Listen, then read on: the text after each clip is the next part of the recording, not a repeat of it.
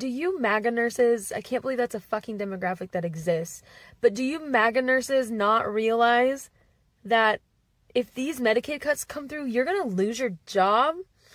Like, nursing homes and rural hospitals and mental health facilities, those places are gonna shut down. You're not gonna have a job. Like, nursing, which has always been this safety net, like, oh, I can always find a job anywhere, it's gonna completely ruin it. Like, I know you don't care about poor people or elderly or disabled, but have some fucking self-preservation. Your cult is so embarrassing. Wait, you're a nurse. Your entire paycheck comes from Medicaid reimbursements and you voted for the people cutting it? That's not politics anymore. That's self-destruction with extra steps, bro. Nursing homes literally cannot operate without Medicaid funding. Like 70% of their revenue comes from government programs. So when that money stops, those facilities don't just tighten their belts. They close, doors locked, lights off, and you're standing outside with a nursing degree wondering where it all went wrong. The irony is so thick you could cut it with a scalpel. I need all those Gen Z boys who commented Trump 24 and who voted for Donald Trump this past election to come to the front of the class. Do you guys have plans for your health care? Because the guy you voted for said that he was going to repeal Obamacare, aka Affordable Health Care Act. That's what allows a lot of you guys to be on your parents' health care until the age of 26. So when he gets rid of it, what are you going to do when you have to go to the doctor? This is another case of the leopards eating my face. Gen Z boys really thought chucking for a reality TV president was going to work out, huh? Now the ACA's getting gutted and y'all are about to get kicked off your parents' insurance at 26 with zero backup plan. Good luck affording that $800 monthly premium on your gig economy income. Maybe start a GoFundMe called I voted against my own healthcare and all I got was this medical bankruptcy. Medicaid in all 50 states is shut down right now because of Donald Trump freezing federal assistance and federal money to everybody. And Donald Trump was supposed to be the one who was supposed to be better for people and helping the economy and helping all Americans better than Kamala Harris, right? 1 week under his administration, and Medicaid is shut down nationwide. This is what the next 4 years is going to be. Hello. I'm sure you've heard by now that Captain Ketamine and his band of pacifier pirates are rummaging through CMS. And in case you don't know what that is, CMS is the Centers for Medicare and Medicaid Services. They are the agency of the government that takes care of Medicaid and Medicare payments to doctors, clinics, and hospitals. They're eyeing that $80 billion that the government allots to CMS to pay hospitals, clinics, and doctors, and they're thinking of cutting it altogether. What will this mean? This will mean that there will be fewer hospitals, doctors, and clinics in this country that is already hurting for hospitals, doctors, and clinics. The maternal mortality rate in the United States is already 22 per 100,000. That was as of 2022. We rank 14th among the 14 most wealthy countries in the world. Okay, so the US already has the worst maternal mortality rate among wealthy nations. We're literally last place. And now you want to cut funding to the program that pays for 42% of all births. What could possibly go wrong, right? Here's what nobody's saying out loud. When hospitals lose Medicaid reimbursements, they don't just take the financial hit. They close OB units first because they're expensive to run and high risk legally. So rural women already driving 45 minutes to deliver. Now they're driving 2 hours, and when complications happen during labor, minutes matter, not hours. This isn't about politics anymore. This is about watching maternal death rates skyrocket in real time because someone decided healthcare was wasteful spending. And 42% of all births in the United States are paid for by Medicaid. Nearly 2/3 of adult women in their reproductive years are covered by Medicaid. So what do you think is going to happen to the maternal mortality rate if Medicaid dwindles, diminishes, or goes away altogether? MAGA women, this is going to affect you and your daughters and your granddaughters and every other woman of reproductive years that you know. And you voted for it. You better start learning how to be a midwife because those babies are going to have to be born at home by people who know what they're doing. Republican Speaker Mike Johnson just told reporters that he is perfectly fine getting rid of Medicaid, despite the fact that nearly a quarter of his Louisiana constituents rely on Medicaid as their only form of health coverage, one of the highest rates of anyone in Congress. His response? Take a listen to what this genius Mike Johnson had to say. Can you say unequivocally that further down the line there won't be any cuts to Medicaid programs? Yeah, so look, let me clarify what we're talking about with Medicaid. Medicaid is hugely problematic because it has a lot of fraud, waste, and abuse. Everybody knows that. We all know it intuitively. No one in here would disagree. Do we all know that? You're the only one saying it. Do the millions of Americans who depend on Medicaid for their health consider it fraud? Or is that just what you're calling it so that you can strip thousands of your own constituents from their healthcare coverage in order to be able to afford tax cuts for billionaires like Elon Musk, Jeff Bezos, and your other friends? Mike Johnson is a disgrace to the United States of America, and history is going to show that. Fraud, waste, and abuse. That's the magical phrase they use when they want to cut something but can't defend it economically. Like, where's the data though? Show me the receipts on this massive fraud epidemic, because last time I checked, Medicaid has one of the lowest administrative overhead rates of any insurance program, like 2 to 3% compared to private insurance, at 12 to 18%. So who's really wasting money here? They're charging you more, but giving you less. Assuming by now everyone's heard about the GOP passing a new budget that will eliminate Medicaid and SNAP benefits. So I know some of you guys think that this isn't that big of a deal because maybe you don't receive SNAP benefits or food stamps, or you don't have an elderly person in your life or a child in your life that are on Medicaid. However, I just want to take a minute to explain to you guys how this works. I'm going to put me on 2x the speed to speed it up, then go ahead and do that. A lot of y'all always ask where I'm getting information from. So if you go to whitehouse.gov, and from the White House, you will see that March 4th is the start date that the 25% tariff will be imposed on imports from Canada and Mexico. But back to this. Programs actually creates free lunch and free breakfast programs for many children in America. The food that is used to feed those children comes from farmers in the United States. This has a part to play with why the farmers are now on TV crying, talking about they regret their vote and they're about to lose their family farm. So not only does the United States government order food from those farmers for free lunch and breakfast programs for kids here in the United States, they also buy food from those farmers when they ship food out to foreign countries as a form of aid. Now, to this Medicaid situation, you have a lot of hospitals in urban areas and in rural areas that get reimbursed from providing medical services to children and elderly who are on Medicaid. And when hospitals have issues with funding, the hospitals start to lay people off, and in extreme cases, the hospitals close. So then you would have no one to service people in those areas. So what does this mean?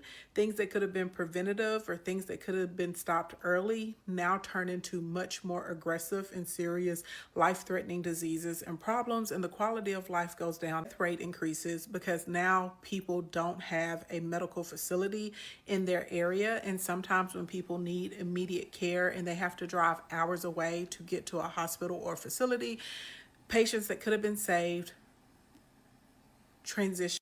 Now, as we continue to see these mass layoffs on the federal level, a lot of you guys are not realizing that there are private companies as well that have contracts and grants from the government funding, including a lot of universities and colleges.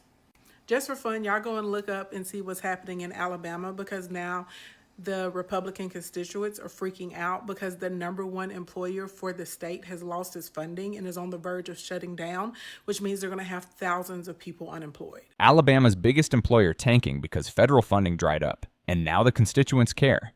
Not when it was happening to other states, not when it was those people losing benefits, but when their paychecks are on the line, suddenly it's a crisis.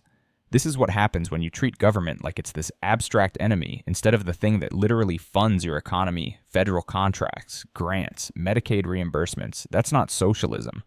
That's how economics works in the real world. Private companies depend on government spending, always have. But sure, keep voting to starve the beast, then act confused when the beast takes your job with it. Firing, company closures are going to start to roll over into the private sector a lot sooner than you think. Each is here for small business owners, content creators, and aspiring business owners. As your big cousin Ashley Ann told you a long time ago, get your LLC. Now, they are talking about getting rid of the IRS and instead having an ERS, but as of right now, the IRS is still in place, and tax cuts right now are in place. All of the Republicans, except for one, voted to not tax those who have a net worth of over $100 million. They voted not to tax those that have a net worth over $1 billion. They voted not to extend tax reduction and tax cuts for 90% of Americans. So one of the first things you can do, if you don't have any money, I teach every Wednesday, 11 a.m. Central Standard Time. We call it Wealth Wednesday. Right now, I'm showing people how to make money with their social media platforms and how to build buying bases, okay? I also have a free course in my bio right now, okay? Go over there, click, take advantage of it. If you have your LLC or your S Corp, you need to start speaking with a financial planner or with a tax strategist so you can take advantage of the credits and the deductions that are given to small businesses. This administration is running our country like a business. Most of them are business owners, so the tax code is going to lean in favor of small business owners over W-2 employees. You need to reevaluate your pricing strategy. When the economy gets tight, people start to spend money on things that have a lower price point. This is a really good time to start moving over towards inferior goods and services. If you're a high ticket service provider and you have clients that have high incomes, you don't really have to worry too much. Nothing really changes for the top service average Americans. Yeah, let's figure out how we can do payment plans. Let's figure out how we can reduce the prices on our products and services. Let's figure out if we can change vendors or suppliers so that we can keep the prices constant and they're not going up. You're going to see an increase in demand and sales for your products and services if you're able to do that. You want to try and increase your cash flow so you can take advantage of deals that come up when companies and individuals are exiting the market. It's important to be very cash heavy during a time like this. Now this. This is actual useful advice. Instead of just panic, get your LLC set up, adjust pricing for economic downturn, strengthen customer relationships, use AI for back-end efficiency. Like she's treating this as a business problem with business solutions, which honestly is the smartest approach right now. But notice the irony. She's telling people to operate like entrepreneurs, to survive policies that benefit entrepreneurs at the top. Meanwhile, small business owners are scrambling while billionaires got their tax cuts locked in first. The game is rigged, but at least she's giving people tools to play it. Also, you want to negotiate with your vendors and suppliers to see if they can work with you on bulk ordering. You may want to team up with another small business owner so you guys can get a greater price break and start looking for new vendors or suppliers if that's necessary. You should absolutely 100% be working right now. Strengthen the relationships with your customers and your audience. You should be sending at least one weekly text message. You should be sending about 2 emails per week. There should be an overall email that goes to everyone on your list, and then the next email should be personalized to the specific segment. And you need to be doing things that are helpful as far as giving valuable information, tips, strategies, care instructions, even if it's just giving people a place to vent. This is super important because if you have loyal customers, you're going to be able to make it through this time. And I know I opened up my very first company, event design and production company, during the middle of a recession. And I was able to turn that into a multi-million-dollar business. So I have plenty of experience with running businesses during lean times. And lastly, try and use AI to cut your time. Now, the part of your company that's dealing with people, that needs to be people forward. But on the back end, we're going to use AI tools to help save us time, cut down our research, and run analytics for us. Like, follow, subscribe. And if you would like to work with me, click the link in my bio, join one of my memberships or a mentorship group. Here's Joe from Georgia. So 2 MAGA Republicans have came out in the U.S. Senate. Bernie Moreno from the state of Ohio and Josh Hawley, believe it or not, from the state of Missouri have came out against cuts for Medicaid. Now, what has been proposed by the Republican House is to cut $880 billion over 10 years out of Medicaid. Now, Medicaid is for people who have very they have low incomes, people who don't qualify for Medicare, they don't have any other medical insurance. Now, states have expanded Medicaid, and that is one of the things in the bill. They would cut money to states that have expanded their Medicaid. Now, Senator Moreno has came out and said it's crazy because this is a life and death situation insurance for a lot of the people that are on here, and thinks it's ridiculous that they're going to even try to do it. First of all, he said there's nowhere near 50 votes in the Senate to approve it. As a matter of fact, he's saying there's 12 Republican senators who are not backing the bill. Now, they put this bill out there. First, Mike Johnson put it out there to be done and approved by Memorial Day, and now they're moving it to July 4th because they don't have the votes. So maybe some sensible people will finally come to the table and understand you can't take health care away from people. I mean, it kind of traumatizes anyone in their life to think I'm out there without any health care insurance. I keep my day job so that my family can have health care insurance, because without it, it costs about $3,000 a month, and that's unaffordable for anyone. So we're going to see what happens here soon, but right now it looks like that Medicaid cuts are not going to happen here. Hold up. 12 Republican senators are backing off the Medicaid cuts. That's actually huge because it means even they know this is political suicide. When your own party starts jumping ship, that's not a good sign for your legislation. But here's what's wild. They're not opposing it because it's wrong. They're opposing it because their constituents are finally noticing. It's pure self-preservation, not principles. Y'all are seriously falling for this? Like, seriously? You are being manipulated into not caring that people are losing health insurance. MAGA was taking heat for Medicaid cuts, so they quickly pivoted, flipped the script, and said, no, we're not cutting Medicaid. We're just kicking those undeserving and lazy people off of Medicaid. Your lack of understanding about the U.S. immigration system and healthcare system is being exploited, and MAGA is trying to convince you that some people deserve healthcare while others do not. Immigrants without full lawful status are already not eligible for federal Medicaid, and the only reason some states have expanded their state health insurance programs to include these folks is because it's cheaper. It's cheaper to insure people than to not insure them. And these immigrants, regardless of their documentation status, are contributing to our communities. They are building our economy. They are paying taxes. There is no amount of creative math that can be done that only kicks undocumented people off of Medicaid and gets us to $800 billion worth of cuts. It's not possible. On the moral front, everyone deserves health care.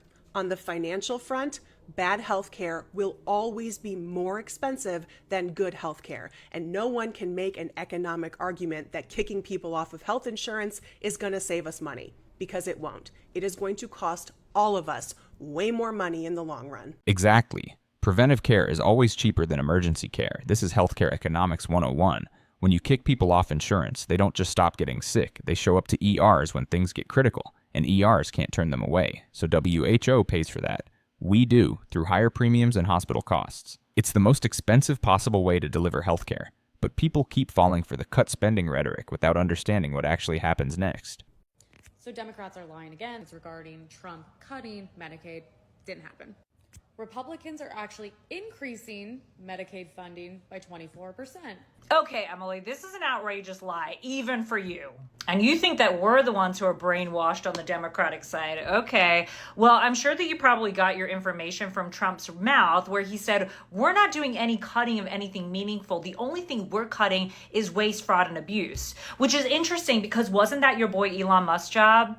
How did that work out for you? Oh, shocking. Another lie by Donald Trump. Because the actual fact to this is that the bill passed by the House will reduce federal spending on Medicaid by at least $600 billion.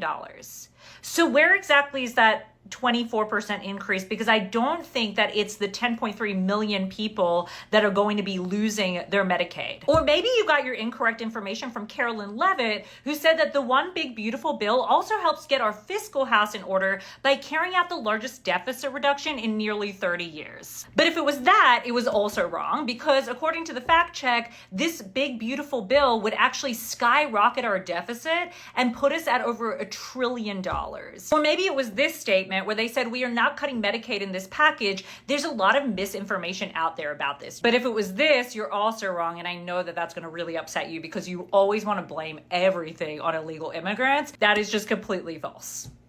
Even though he clearly stated here that 1.4 million illegal immigrants are on Medicaid.